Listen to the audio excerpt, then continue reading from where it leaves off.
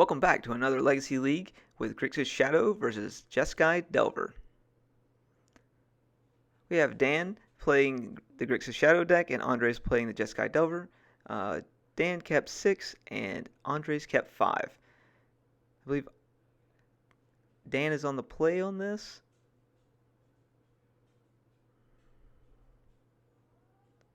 Leads off with a Polluted Delta and passes the turn.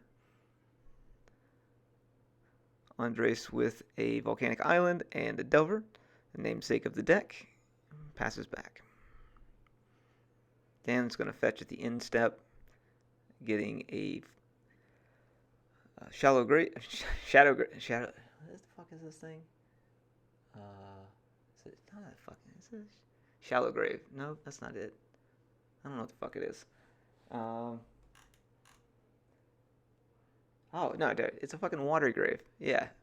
So it's a Watery Grave he gets, and then he's going. Oh, that's not an end tip. That's in response to the Delver. Holy shit. I'm way out of here. So fetches the Watery Grave in response to the Delver. Cast, shocks it in for 2 so he can take some damage, and then dazes it.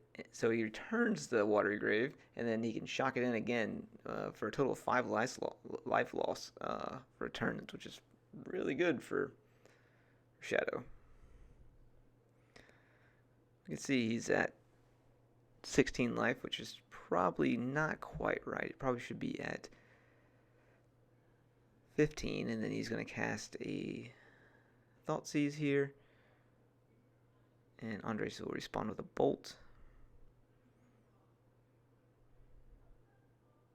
And then he will daze the Thoughtseize.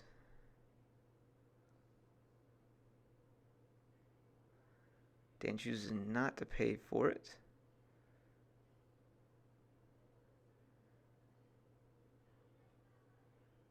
Fetch going down to 11, and then shock going down to 9.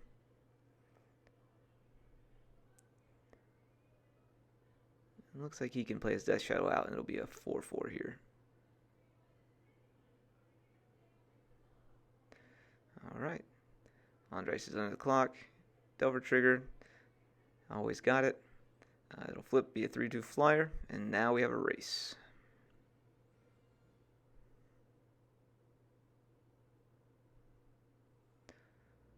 Andre drew a Ponder there. We saw off the flip. Looks like he has a Misty Rainforest as well in his hand. And he will Ponder.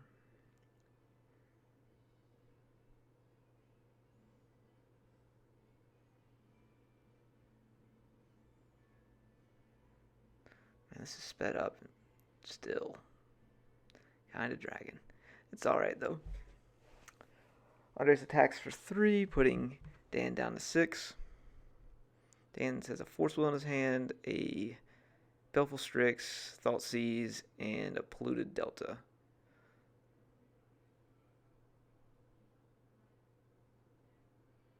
Another Polluted Delta. Baleful Strix.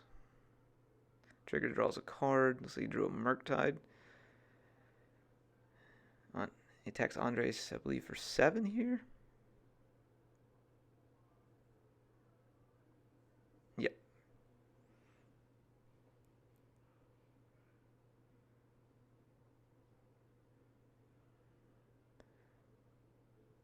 Not quite sure what Andres drew there. Maybe.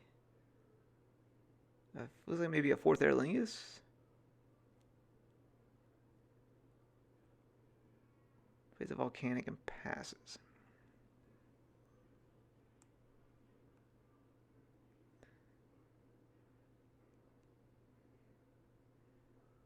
Dan drew a Underground Sea. Andres is going to fetch. And I believe he has a Swords of Plowshare in his hand as well.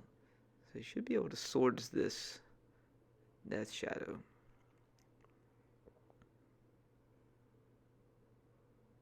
Which would have been much better to use on a Murktide, because then he could have killed 2, got 2 for 1.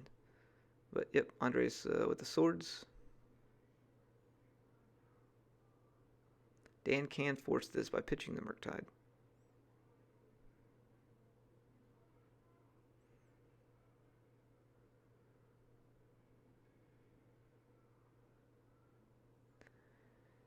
Shadow's gotten such an upgrade in the past couple sets with the Murktide, and then with the new Troll Swamp Cycler. Uh, they're just able to utilize everything in the deck so well. It's basically Delver 3.0 at this point. It's very impressive. Andres will take some beats. Looks like he's down to 2 life here. Hands at 3. He's got the Belful Strix. Oh, Andres still behind a little bit. He's going to have to block. He will have to block the shadow, otherwise he'll lose.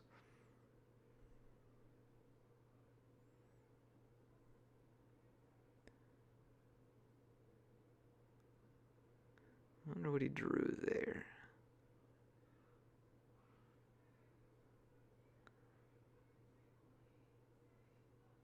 Alright. Andres passes back. Dan with the force in his hand. Brazen Borrower for the shadow.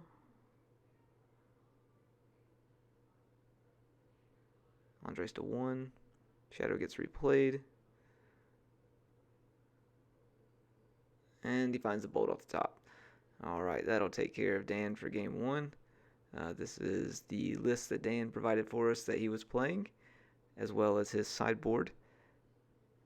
More than likely he's going to bring in some Pyroblasts, the Jeet,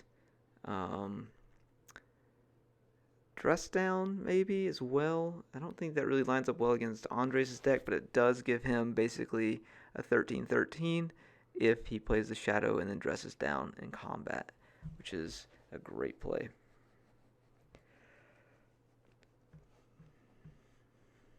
Andres mulligan to 6 there. Dan is on 7. Dan leads off with a Steam Vents and a Ponder.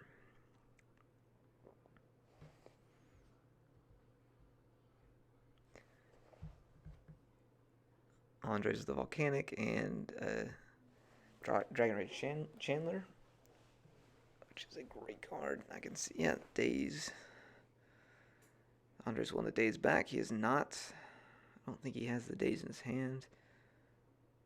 He maybe has another Dragon Rage Chandler, though. The Dazes are just so powerful in Shadow because it allows them to essentially use their Shocklands twice to hammer their life total.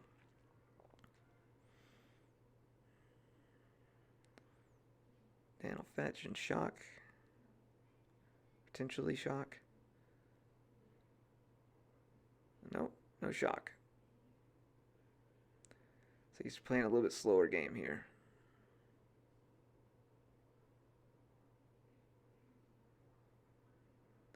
Finds a lightning bolt that will take care. Shocks in. That'll take care of the Dragon Rage Chandler. So yeah, it's a red blast as well in his hand. Brazen Borrower, Force of Will, Murktide. All cards in his hand.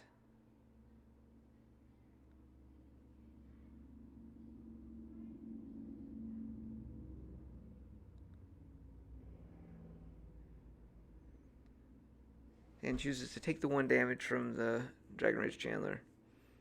Andres will cast his own Lightning Bolt as well. Trigger the Dragon Rage Chandler. Putting an island. His creature, instant. Alright, another trigger.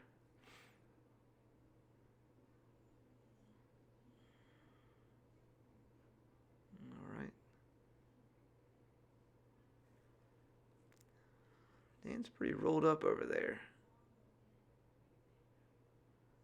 Belful Strix for a Daze. Gets Daze back. Whew, man.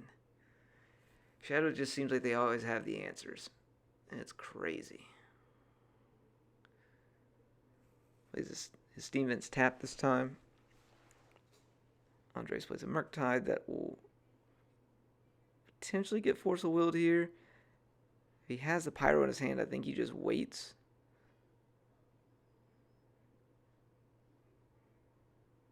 No reason to 2-for-1 yourself if you have the answer. Even with a Brazen Borrower as well, he can just bounce it back to his... Okay. Chooses to force it there. Maybe would have probably saved the Brazen Borrower, just bounced it back to his hand. His graveyard's nothing. He's not hellbent, but he has 1 or 2 cards left.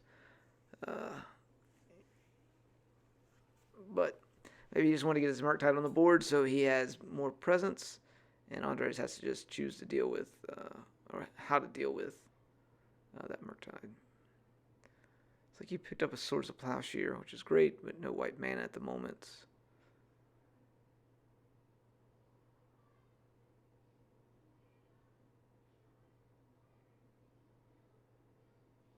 He's going to ponder. Looks like he's probably going to shuffle. And unless he has a land on top. Which you did. Alright, found the Tundra. It makes you wonder if Dan would have taken the Brazen Borrower line as opposed to playing the Murktide. He'd still have a Force in his hand and a Red Blast for Andres' Murktide. As well, so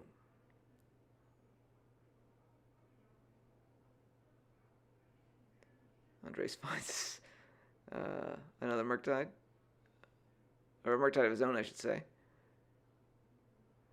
and it's a 6/6. Actually, it's his second Murktide.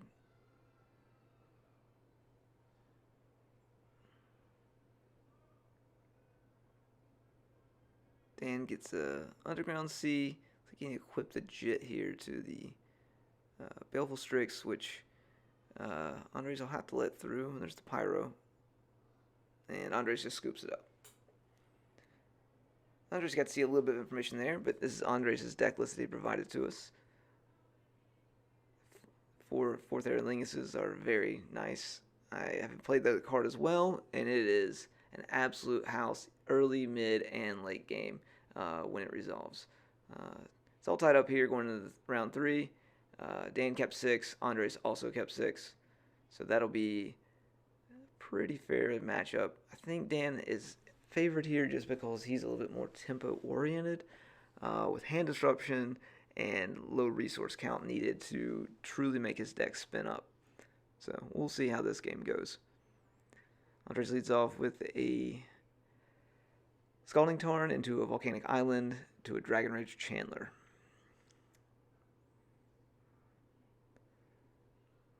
Dan with the Polluted Delta. I think he has a Voidwalker in his hand, a Force of Will. I wasn't able to see what else he had there yet. But he'll fetch for an Underground Sea. And we'll see what he does for his turn 1. He leads off with a Ponder. To a Brainstorm, a Bowmaster, and I can't quite make out the third card. Looks like another land drop. We'll find out next turn. Andres casts a Ponder, get a trigger off the Dragon Rage Chandler. He gets to decide whether he wants to keep it or not, or go 3 deep, or go one deeper. Chooses to pitch the island, and he'll look at the top 3 there. Don't know if he hit a land drop off that.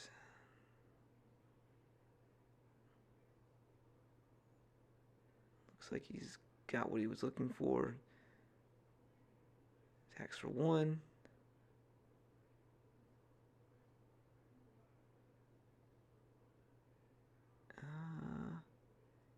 Might not have found the land he wanted.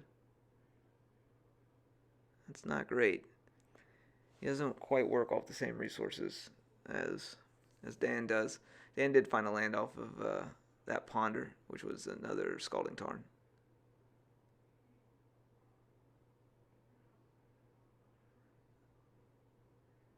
He found the land. Okay, he looks like he just wanted to hold his hand up with a Force of Will in case Dan tried to do a Reanimate or something like that during his turn to get the Troll out if he had a Troll Cycler.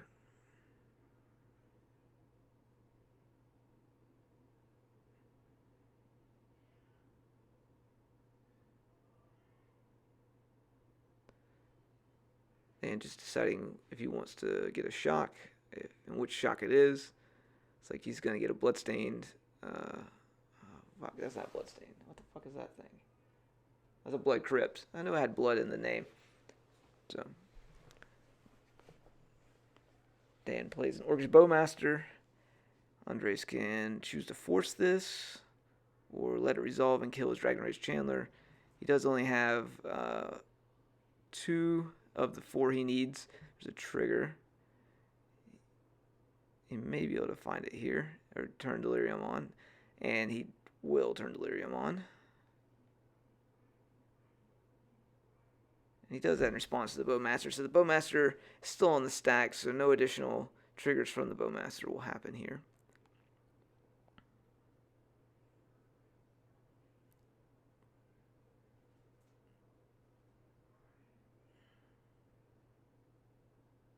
Looks like he has a Lightning Bolt as well.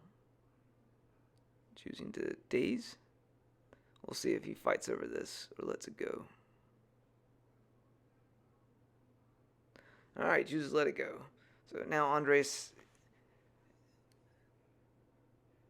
goes to combat, attacks for 3, plays a second Dragon Rage Chandler, and passes the turn.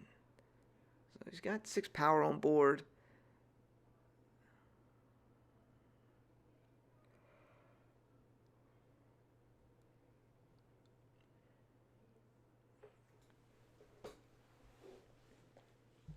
I think he's going to fetch with Polluted... Oh, no, that's a Wasteland, sorry. Can't quite make it out. Maybe one of the proxies he's using.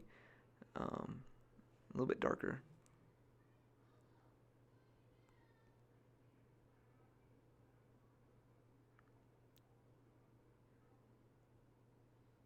Children's Eating. Good card.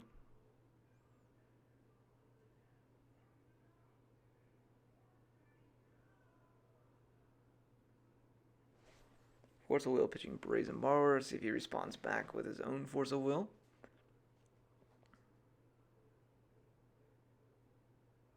Chooses to force it before the triggers happen. It's interesting.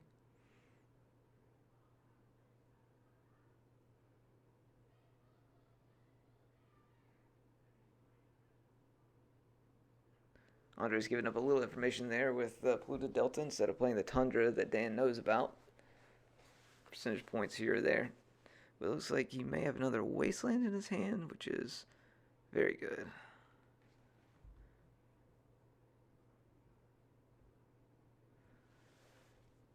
Looks like he found a Lightning Bolt off the top. So he has another answer for the DRC. The Bolt takes care of that handily.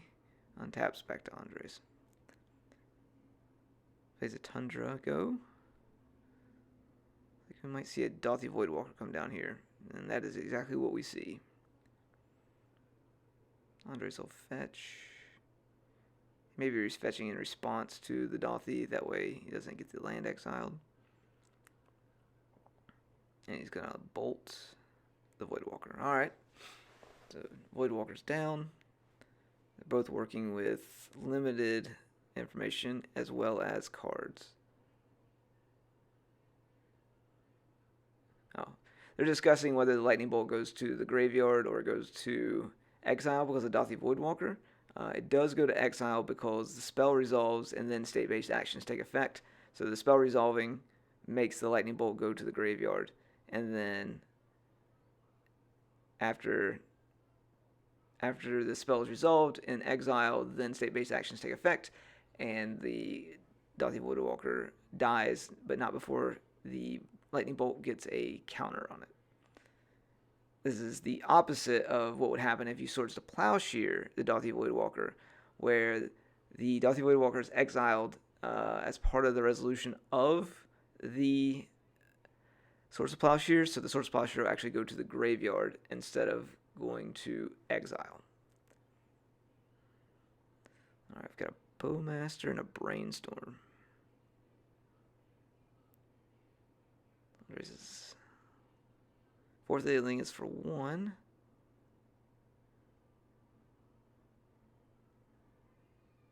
which is not bad. He has a brainstorm that he can. Oh, he dazes it. Oh, wow. Okay, yeah, daze is rough.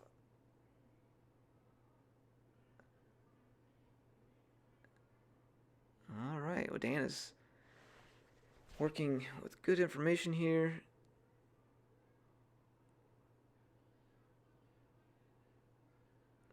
Wastelands him off the underground. Daze in hand. Third land again. Attacks for 3.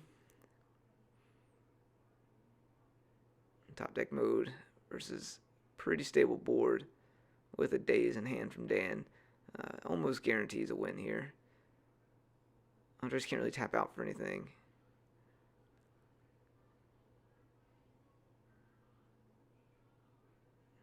Dan's gonna fetch, get a watery grave.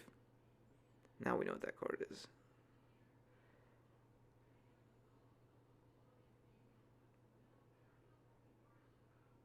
Oh, it was a troll. He swamp cycled the troll. I'm sorry. No, he didn't. That makes sense now. Pyro on the Delver. Another 3 coming across to Andres. He'll bolt the Bowmaster. Andres takes 2. Draws.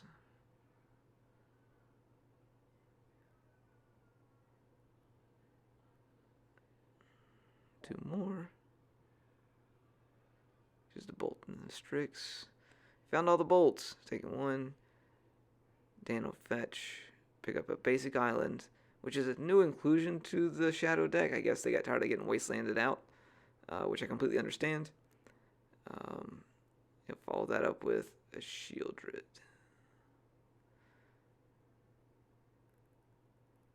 Double dazes happen. Passes back. No action on the board. Attacks for 1.